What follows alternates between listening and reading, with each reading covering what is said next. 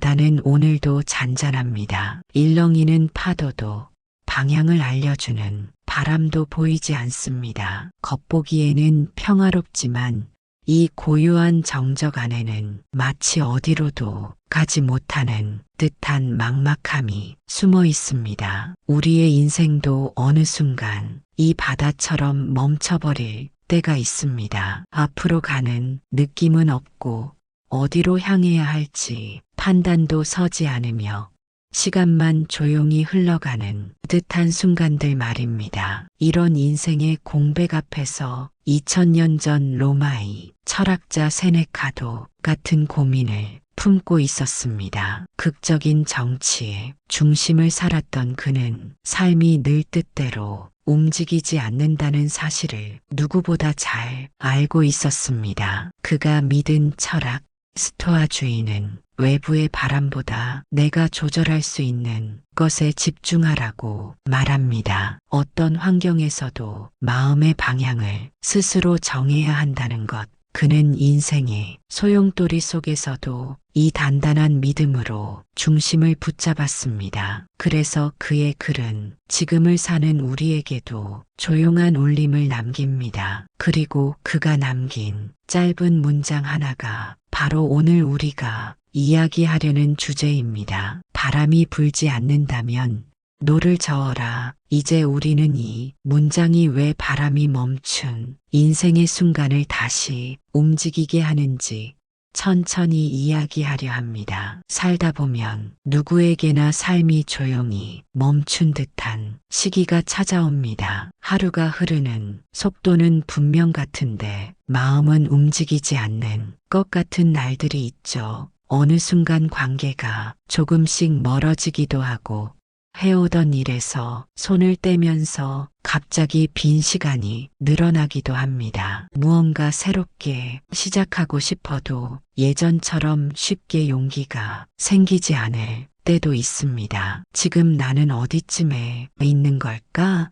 이런 질문이 마음속에 조용히 떠오르면 마치 바람이 멈춘 바다 한가운데 혼자 떠있는 기분이 들곤 합니다. 하지만 이런 정체는 특정한 사람에게만 일어나는 일이 아니라 많은 이들이 인생에서 한 번쯤은 겪는 자연스러운 과정입니다. 세네카 역시 이런 고요 속에서 스스로를 다시 움직이는 길을 찾았던 사람이었습니다. 바람이 멈출 때 많은 사람들은 우선 기다림을 선택합니다. 상황이 나아지기를, 기회가 찾아오기를, 누군가가 손을 내밀어 주기를 기대하며 어느 순간부터 움직임을 멈추게 되죠. 기다림이 필요한 순간도 물론 있지만 끝없이 바람을 기다리면 삶은 같은 자리에서 오래 머무르게 됩니다. 몸은 쉬고 있어도 마음은 이상하게 지쳐가는 경험을 하기도 합니다. 세네카가 살던 시대에도 사람들은 인생의 변화를 외부 조건에서 찾았습니다. 운이 좋아지면,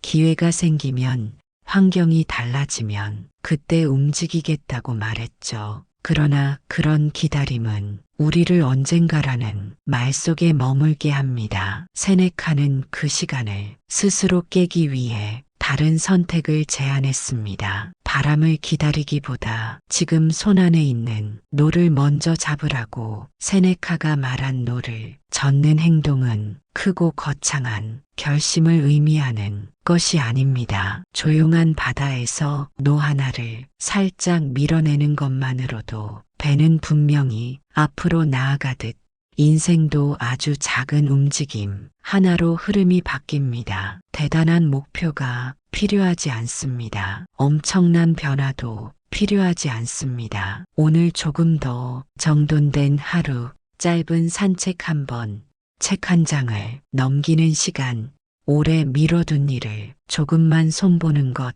이처럼 사소해 보이는 움직임들이 생각보다 큰 파동을 만들어내기도 합니다. 중요한 건 빠른 속도가 아니라 멈추지 않는 움직임입니다. 바람이 없어도 우리는 노를 젓는 법을 선택할 수 있습니다. 사실 많은 사람들은 이미 바람 없는 시간들을 여러 번 지나온 경험을 가지고 있습니다. 살아오면서 지나온 선택들, 말하지 못했던 걱정을 견딘 순간들, 어려운 상황 속에서도 하루를 버텨낸 날들, 이 모든 것들이 스스로 노를 저어온 시간이었습니다. 그때의 용기와 힘은 누구에게도 빌려온 것이 아니었습니다. 스스로 결정하고 스스로 움직였기 때문에 지금의 삶까지 도착할 수 있었습니다. 그래서 세네카의 말은 많은 사람들에게 깊은 공감을 줍니다. 이미 수없이 바람 없는 바다를 지나온 사람들이기에 앞으로의 길 역시 천천히 그러나 꾸준히 이겨낼 수 있다는 마음이 자연스럽게 자리 잡습니다. 속도가 느리면 느린 대로, 걷는 시간이 길어지면 길어진 대로 우리는 다시 앞으로 나아갈 수 있습니다. 그동안 해왔던 것처럼 누구의 삶이든 다시 움직이기 시작하는 순간은 거창한 변화가 아니라 작은 선택에서 시작됩니다. 조금 더 일찍 눈을 뜨는 하루, 가볍게 몸을 움직이는 시간, 잠시 창밖을 바라보며 마음을 고르는 여유, 이 모든 사소한 행동들이 고요한 물결 위에 첫 흔들림을 만들어냅니다. 처음에는 거의 느껴지지 않을 정도로 미약하지만 그 작은 파동이 이어지고 쌓이면 어느새 방향을 바꿔놓습니다. 노를 젓는다는 것도 이와 같습니다. 큰 힘으로 바다를 가르는 것이 아니라 지금 내가 할 수 있는 것을 조금씩 앞으로 보내는 일입니다. 속도는 중요하지 않습니다. 움직임이 시작되면 인생은 다시 흐름을 찾기 시작합니다. 살아온 시간을 돌아보면 가장 중요한 선택들은 대부분 완벽한 조건 속에서 이루어진 것이 아니었습니다. 불확실한 상황에서 내린 결정,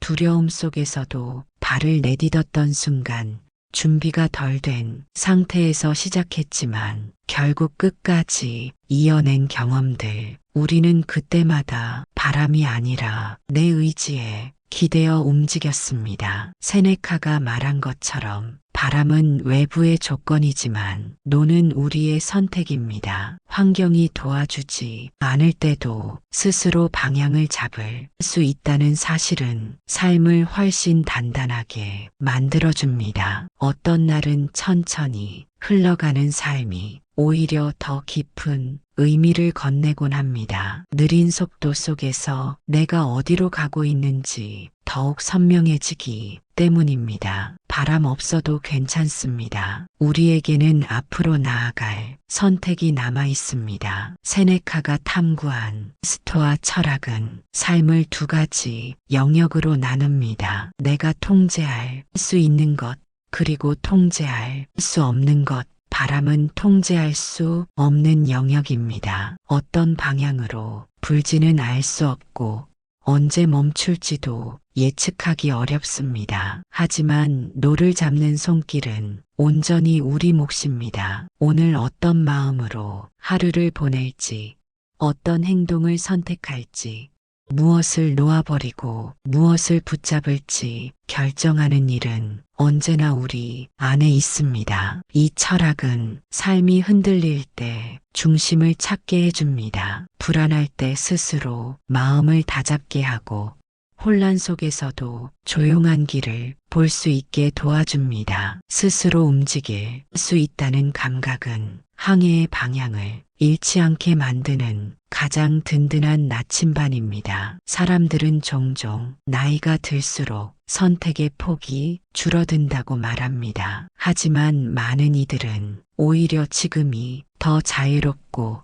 더 여유로운 시기라고 느끼기도 합니다. 누구의 기대에 맞출 필요 없이 내가 원하는 방향을 다시 선택할 수 있는 시간이 열리기 때문입니다. 어떤 사람은 그동안 미뤄왔던 취미를 시작하고 어떤 사람은 배우지 못했던 것을 새롭게 배웁니다. 또 어떤 사람은 잠시 잊었던 꿈을 되살리기도 합니다. 이 시기에 항해는 속도가 빠르지 않아도 됩니다. 천천히 가도 좋고 한번 멈춰서서 풍경을 바라봐도 괜찮습니다. 중요한 건 지금부터 어디로 가고 싶은가라는 마음의 방향입니다. 그 방향만 분명하다면 바람이 없어도 작은 노젓기만으로도 우리 각자의 바다는 다시 펼쳐집니다. 처음의 바다를 떠올려 봅니다. 어디로도 흐르지 않던 물결은 이제 아주 미세한 흔들림을 품고 있습니다. 누군가 대신 움직여준 것이 아닙니다. 당신이 조용히